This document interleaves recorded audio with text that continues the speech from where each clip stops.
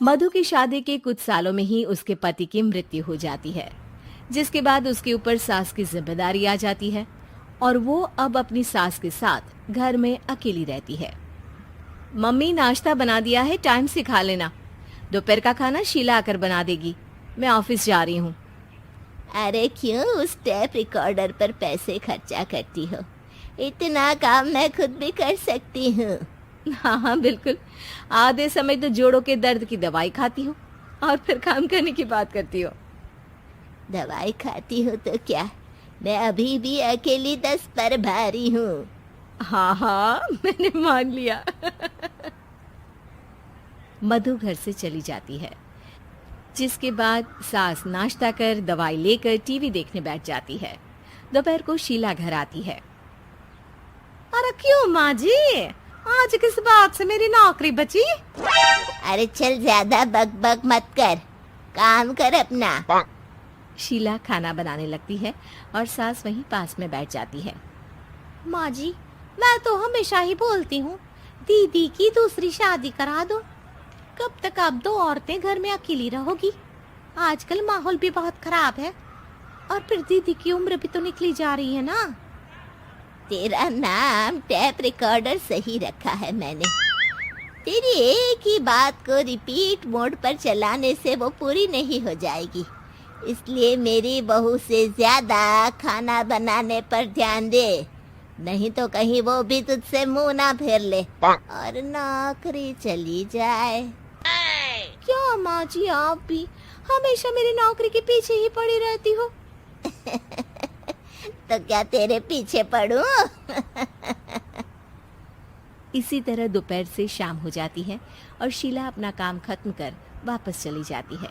अब अकेली सास एक बार फिर टीवी देखने बैठ जाती है, जिसकी थोड़ी ही देर में मधु घर आ जाती है और सास बिना कोई देर किए शीला की बातें उसे बताने लगती है। मम्मी, आप भी ना किसी बच्चे से कम नहीं हो, जिसके पास हमेशा शीला को लेकर कोई ना कोई बात रहती ही है। अब बस भी करो ना, इतनी बुरी नहीं है बेचारी। अरे मैंने कब कहा बुरी है, बस उसकी बातें करके मुझे बड़ा मजा आता है। सास की बात पर हंसते हुए दोनों डिनर करने बैठती ही हैं कि लाइट चली जाती है। अंधेरे में मधु मोबाइल की फ्लैश लाइट जलाकर मोमबत्ती ढूंढने लगती है। तभी उसे हॉल में कुछ गिरने की आवाज आती है।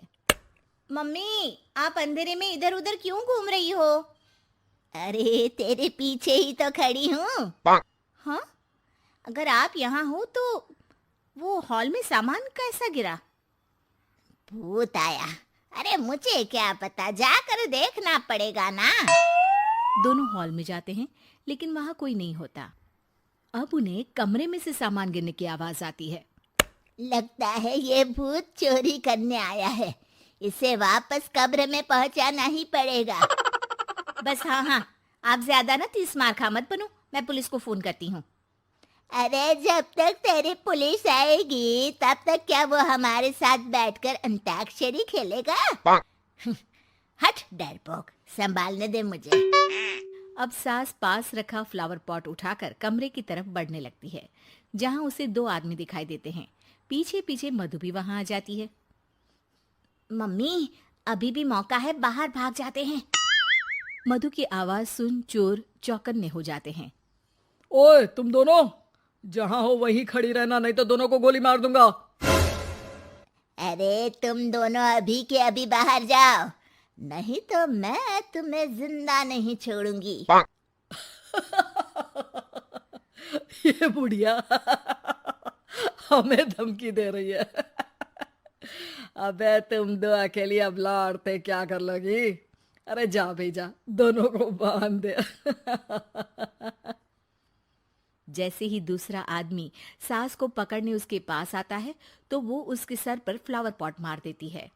उसके सर से खून बहने लगता है, जिसे देख दूसरा आदमी गन निकालकर हवा में गोली चला देता है, जिससे बचते हुए दोनों सास बहू वहां से भाग जाती हैं।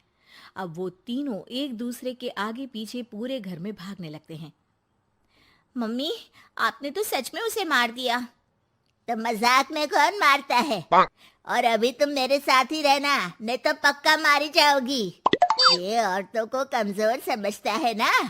आज इसे औरतों की ऐसी ताकत दिखाऊंगी कि ये आदमी पैदा होने पर शर्म करेगा।